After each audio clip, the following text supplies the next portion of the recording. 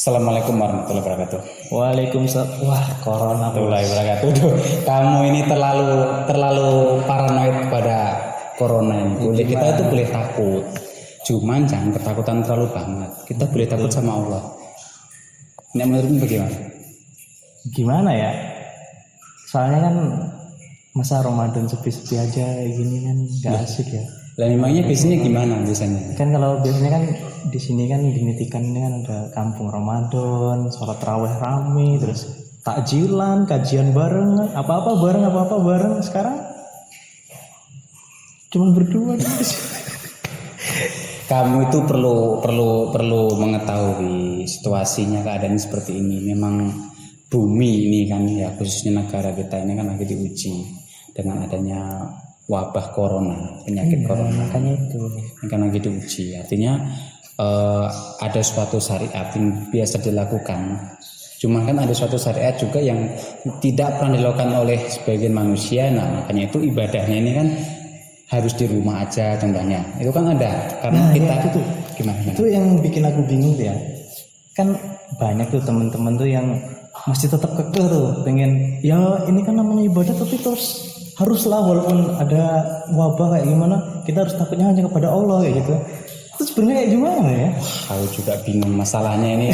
Satu sisi satu sisi kan gimana ya, kita ini kan ingin ibadah, apalagi di Ramadan ini kan mungkin pahala itu pahala kan berlipat ganda. Tapi kata para ahli kita disuruh di rumah. Iya, makanya seperti makanya masyarakat juga masih bingung nih antara pengen ibadah atau enggak atau gimana, itu kan gimana ya? Ya. Gimana kalau kita tunggu Ustaz? Biasanya jam segini Datang siapa? Ustaz siapa sih biasanya yang jam segini datang? Assalamualaikum. Masya Allah, tenang. Ini aman nggak ya? Karena ya. Efeknya gimana nih? Boleh nggak ini? Ustaz aja lah. Kalau kita sesama muhrim ya. Ya. Gimana ini sedang apa nih? Lagi ngerumpi Ustaz. Kita tuh bingung sebenarnya ini. Kan di dunia ini lagi ada wabah. Terus ini kan masyarakat tuh masih bingung nih antara Ramadan yang banyak pahalanya ketika kita beribadah, tapi kata para ahli kita memang harus di rumah begitu. Itu kayak gimana? Kalau dalam pandangan Islam kita gimana? Karena kan mosok sholat di masjid nggak boleh, padahal kan katanya 27 derajat ya pahalanya itu loh. Kok katanya aku lebih dianjurkan di rumah, ini gimana nih? Bingung saya nih. Memang kita sebagai insya Allah nih, ini kan pemuda-pemuda soleh. Amin ya Allah. Kan kalau pemuda hijrah berarti mantan orang rajin. Gini. Salah satu dari ganjalan kita ya. Mungkin kita sebagai orang mukmin kecewa ya manusiawi ya. Tapi kekecewaan tidak boleh berlanjut. Misalnya ini Ramadan, harusnya kita semarak gitu kan. Nah mungkin gini, satu, banyak di antara kita yang menjadikan indikator suka Ramadan dengan semaraknya secara ijtimaiyah saja, secara sosial saja. Tapi kan sebenarnya kesuksesan ibadah itu kan kembali kepada diri kita masing-masing. Bahkan banyak tuh ulama yang memberikan informasi kepada kita dengan motivasinya berasal tentu dari Muhammad SAW ya. Beliau memberikan motivasi kepada kita. Salah satunya adalah begini. Al-ibadatu fil haraj, ibadah dalam masa-masa sulit, gitu kan? Kemudian kal hijrati alayya, itu laksana sebagaimana sebagai orang yang berhijrah kepada aku, kata Rasulullah. Mana apa? Hijrah itu kan sulit ya. Itu kan sulit, tetapi dalam kesulitan itu penuh dengan apa? Penuh dengan pahala, penuh dengan kepuasan keimanan sebenarnya, kan begitu. Coba kita kadang juga suka menempatkan Allah itu di pojok ya. Gimana maksudnya? Bahasanya ini masalah. Gitu ya. Ya. Artinya kalau sudah terpojok baru kita ingat Allah. Oh iya. Gitu kan? Iya. Nah dalam hal ini kita kan sering diuji nih. Ya ketemu langsung saya dibatasi. Social distancing, kemudian juga physical distancing dan sebagainya. Itu maknanya berarti kita, waduh, ini kan sesuatu yang beda. Iya. Kita seolah-olah terpojok untuk ibadah saja yang pentingnya bebas ke masjid sekarang menjadi sulit. gitu kan, sedih. Kalau begitu seolah-olah kita sudah terpojok. Barulah kita, ya Allah, ternyata ibadah sholat jamaah itu nikmat dan tinggal kenangan di Ramadan ini. Lalu ternyata berhalaqah Al-Quran dengan teman-teman saat itu nikmat dan ternyata tinggal kenangan di Ramadan ini. Di Ramadan ini loh. Kita jangan nanti selamanya akan begitu, tidak. Insya Allah wabah ini akan segera berakhir ya.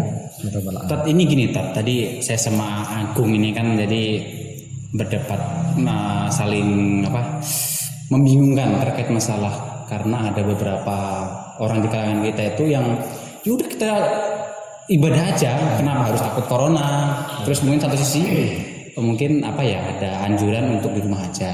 Dan ini saya tanyakan Tat, dulu di masa Nabi atau mungkin tabiin ulama dulu, apakah ada yang kayak gini nggak Tat kira-kira? Soalnya tuh sumber-sumber yang disampaikan dari orang-orang itu juga benar semua. Iya. Yang membuat kita dan mungkin teman-teman tuh banyak kebingungan gitu terkait. Gimana? Di antara secara alamiah ya. Setiap ada event, peristiwa, kejadian, termasuk pendapat pasti bagi dua kan. Ada yang pro, ada yang kontra. Kalau kita lihat dalam sejarah itu sangat-sangat terkenal ketika ada wabah Ta'un. Sangat terkenal ketika zaman Umar bin Khattab juga ada sebuah wabah. Kemudian bagaimana hal itu disikapi secara fikih, jadi secara hukum kan? Ya. Pada zaman itu Rasulullah masih ada, maka yang memutuskan Nabi Muhammad. Rasulullah kemudian para sahabat masih ada, yang memutuskan adalah para sahabat.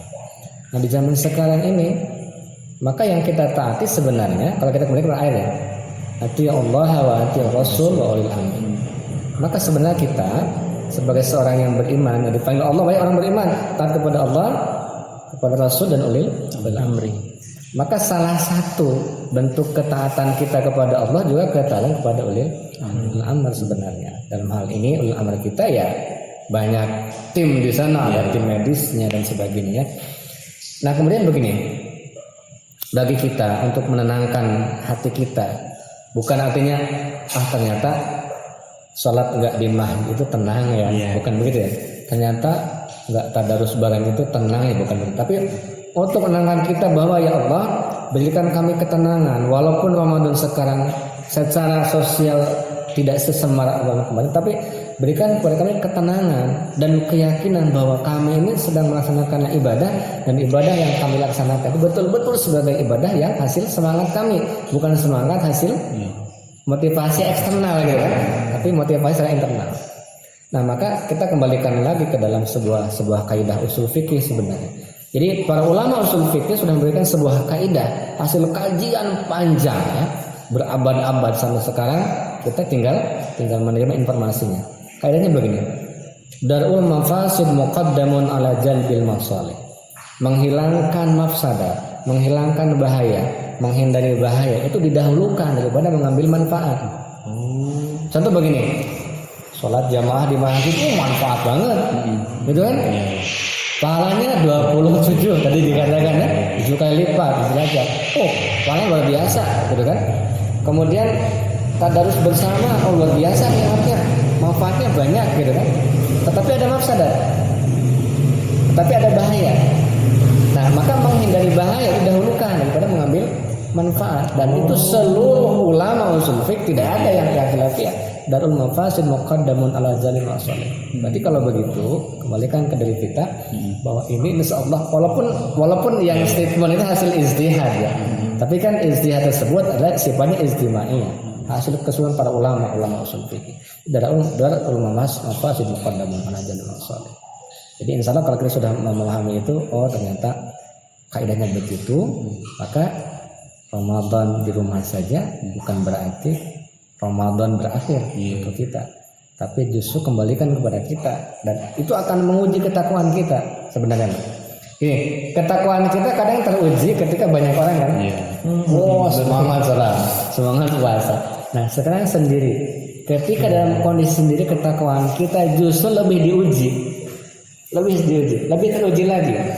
Kalau tadinya puasa bersama-sama dengan orang-orang banyak kumpul semangat nggak pas sendirian.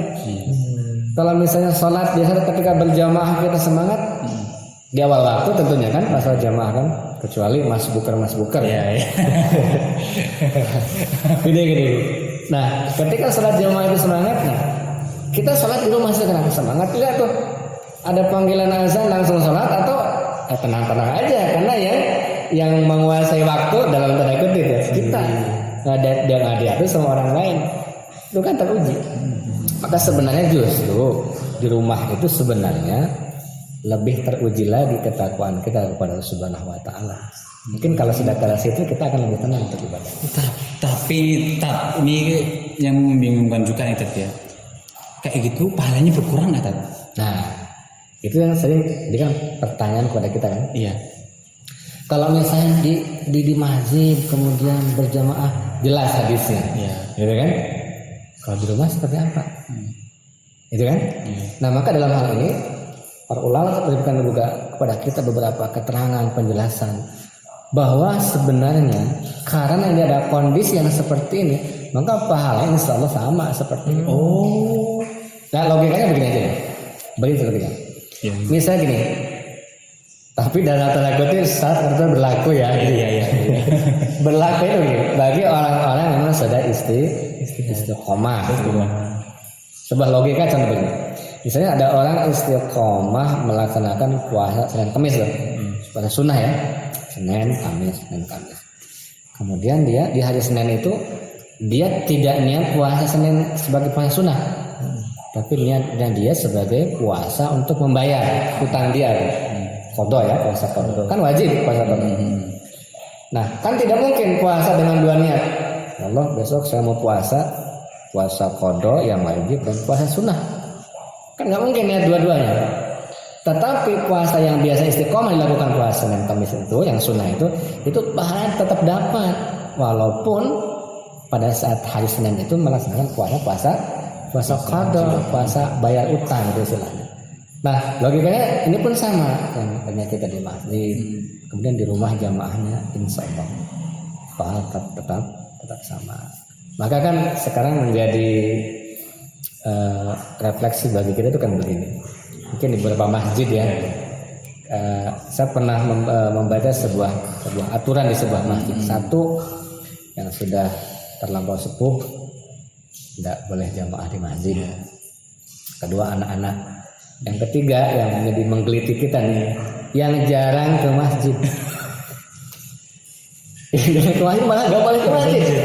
Nah, itu kan menjadi apa namanya ya, semacam pecut, semacam cambuk bagi kita gitu. Ya Allah, mungkin kalau kita jarang ke masjid, Allah sekarang saya benar ke masjid, karena saya jarang ke masjid malah dilarang gitu. Itu kan sebuah refleksi bagi kita gitu. Maka ya lagi kita ini dalam Ramadan sekarang ini walaupun secara sosial kok sepi, tapi hati kita nggak boleh sepi. Hati kita tetap hangat, tetap semangat di Ramadan ini, tetap semangat. Karena apa? Karena ada satu teori kan begini. Sebenarnya seseorang yang sukses itu berawal dari kebahagiaan. Jadi kebahagiaan bukan disebabkan kesuksesan, tapi kesuksesan disebabkan oleh kebahagiaan. Maka kalau kita sudah bahagia di Ramadan, maka akan all out. Ibadah kita akan all out. Puasa jadi ringan, ya. Tarawih jadi ringan. Bahkan kalau di rumah mungkin tarawih bisa diundur sedikit tuh. Nanti jam 3 gitu. Ya. Sekalian sahur.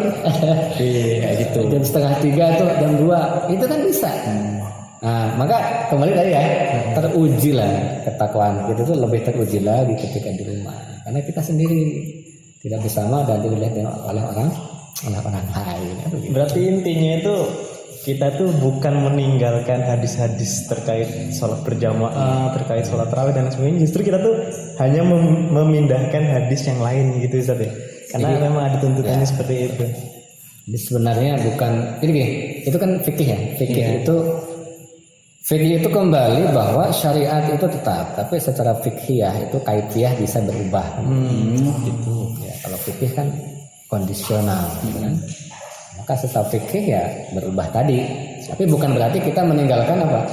Meninggalkan nilai dari syariat. Iya, itu. Nah, kan begitu. Untuk kondisi seperti ini kita berpindah dulu gitu kan. Pindah dulu. Jadi tenang ya, malah lebih insya Allah. justru Tapi malah Pak, kalau gitu ya, saya beberapa tahun ini kan tinggal di Jogja Pak. Jadi kebetulan saya itu melihat antusias masyarakat Jogja ketika datangnya bulan suci Ramadan ini kan semaraknya luar biasa Pak.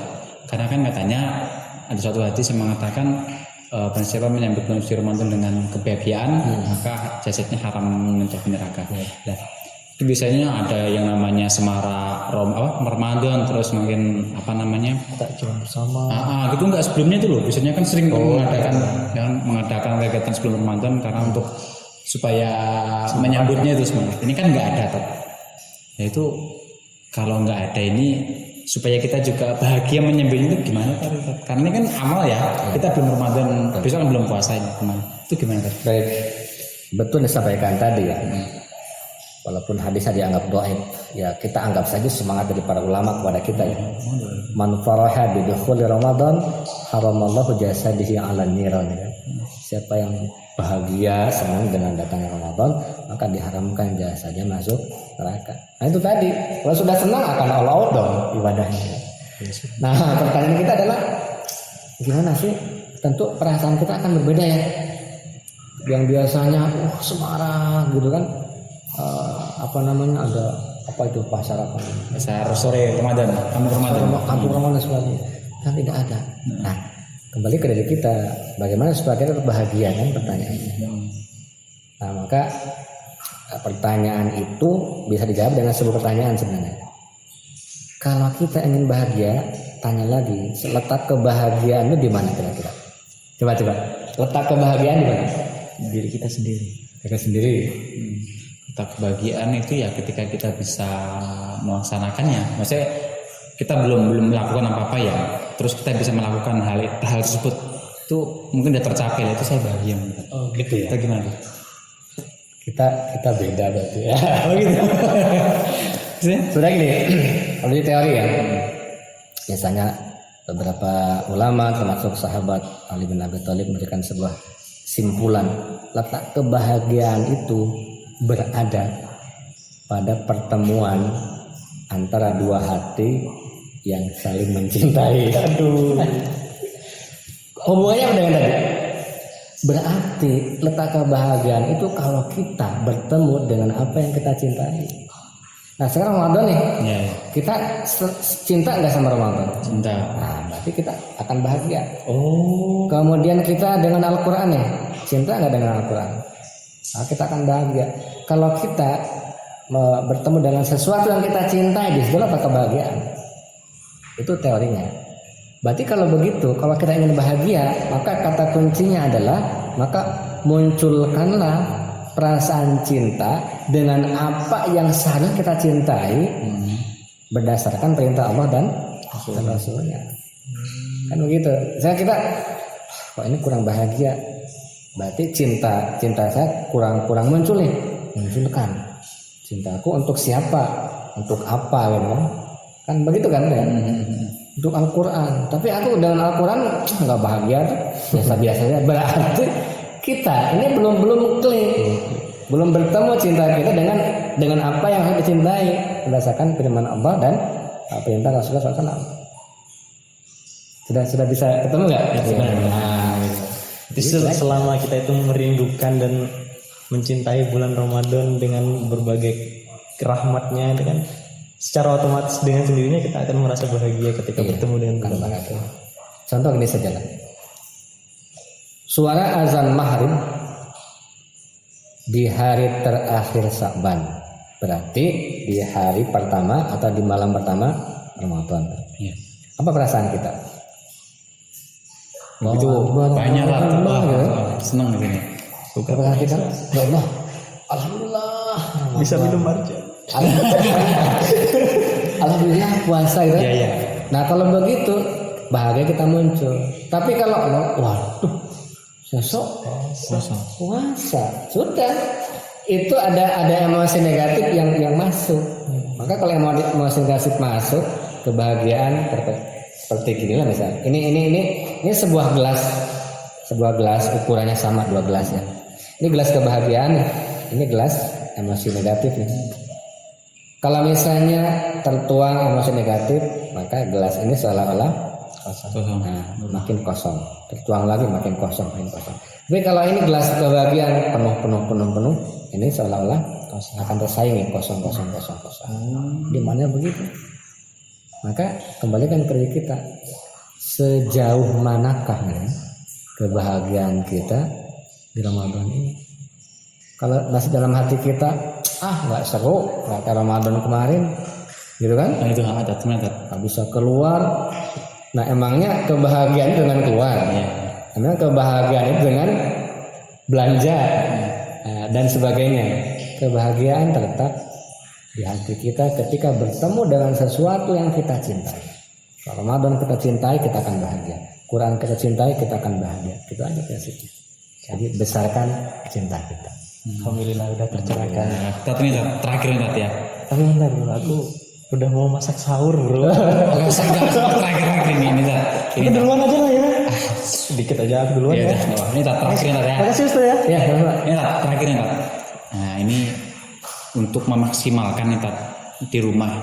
Ini mungkin apa aja yang harus dilakukan ini? Karena kan kita di masjid nggak boleh. Kayaknya ketika di rumah aja. Mau pas momentum Ramadan kita harus ngapain Pak? baik.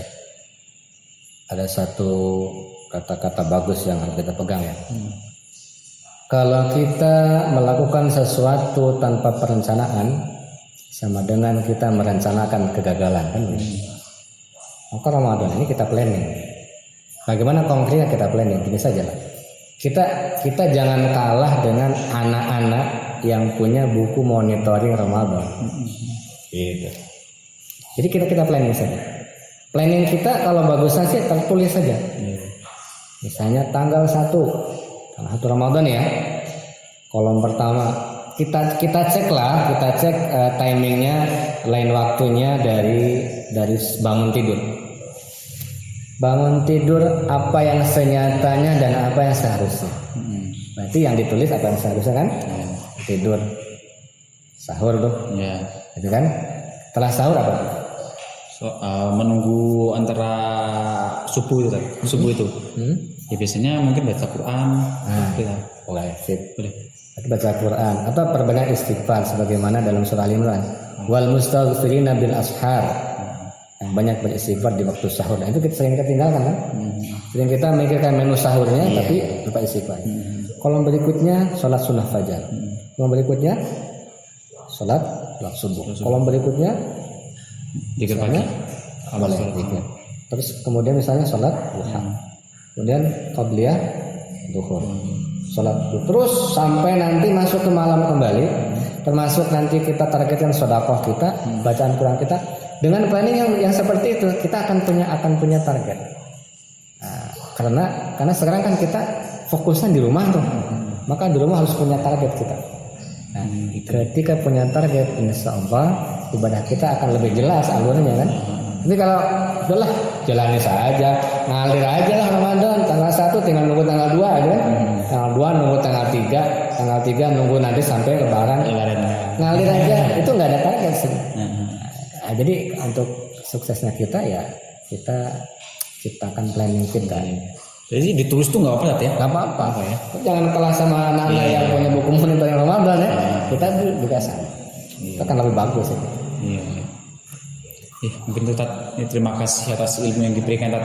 Ini mungkin ilmu baru ya Tat, apalagi kan kita mungkin terbiasa Ramadan di masjid karena mungkin tahun ini kan mungkin ada wabah corona kan, jadi ilmu baru bagi saya khususnya, mungkin umumnya bagi orang semua gitu.